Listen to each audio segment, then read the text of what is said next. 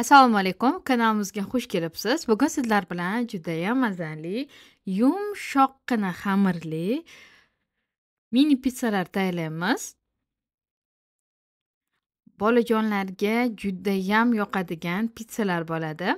Bizga kerakli bo'lgan mahsulotlarni hammasini video tagida yozib qoldiraman. Kanalimizga obuna bo'lmagan bo'lsangiz, obuna bo'lish tugmasini bosib qo'ying. Videomiz sizlarga foydali bo'lsa, like bosish yodingizdan chiqmasin. Bismillah deb ishimizni boshlab olamiz. Xamirimizni qorib olamiz. Demak, bizga 500 ml iliq sut, 250 ml suv, 45 gram shakar, 2 choy qoshiq tuz va 17 gram dro'jja solamiz. 80 ml yog' kerak bo'ladi bizga va 1 kilogram atrofida un kerak bo'ladi. Suyuq mahsulotlarimiz judayam issiq yoki judayam sovuq holatda bo'lishi kerak emas. Qo'l kuymaydigan darajada iliq bo'lishi kerak. Ya'ni iliqdan biroz issiqroq, lekin qo'l kuymaydigan darajada bo'lishi kerak. O'shanda dro'jjamiz aktiv ishlaydi. Agar issiqroq bo'lsa, suyuqliklar dro'jja kuyib qoladi. Keyin xamir yaxshi ko'tarilmasligi, oshmasligi mumkin. Hamma mahsulotlarimizni solib aralashtirib, elab olingan unimizni oz-ozdan qo'shib, yumshoqqina xamir qoramiz. Yog'imizni yarmidan ko'pini xamirni boshida, xamir qorishdan oldin qo'shdik. Qolganini xamir qorib bo'lgandan so'ng oxirida quyib, xamirimizga chiroyli qilib ishlov beramiz. Mana qo'lga biroz yopishar-yopishmas yumshoqqina xamir bo'ladi.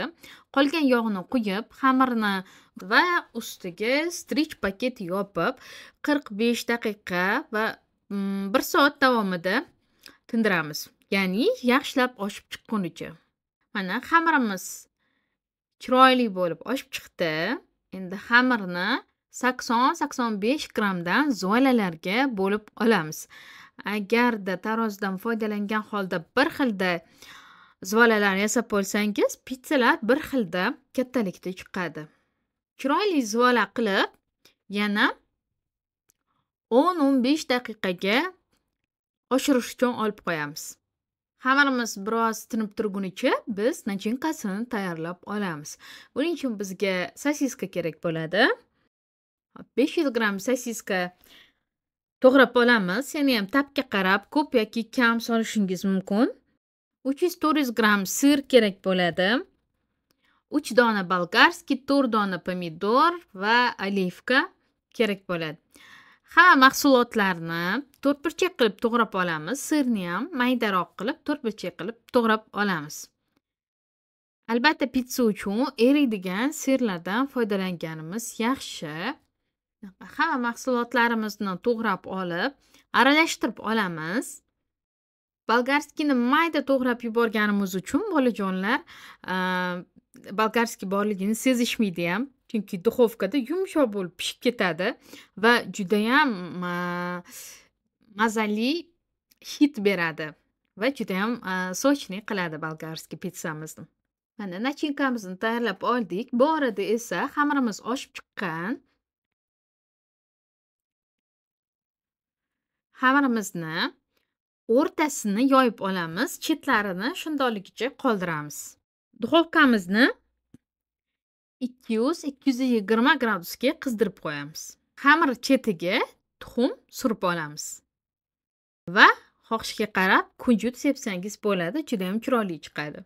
Telegram kanalimizga ulanmagan bo'lsangiz, Telegram kanalimizga ulanib oling. Telegram kanalimiz linki video tagida yozib qoldirilgan. Telegram kanalimizda YouTube'da yo'q retseptlarimizni topishingiz mumkin. Bundan tashqari Telegram kanalimizda pullik onlayn kurslarimiz mavjud. Tuxumni surib olganimizdan keyin o'rtasiga pomidor sousi yoki ketchup suramiz va to'g'rab tayyorlab olingan nachinkamizni solib chiqamiz. Ustiga olivkadan terib chiqamiz, albatta xohishga qarab. Endi duxovkada 200-220 gradusga 15 daqiqa atrofida pishirish uchun yuboramiz. Albatta chiroyli qizarib pishgunicha pishirib olamiz. Pishish vaqti va pishish gradusi sizning duxovkangizga bog'liq. Oshirma xamir bo'lganligi uchun tez pishib chiqadi pitsalarimiz.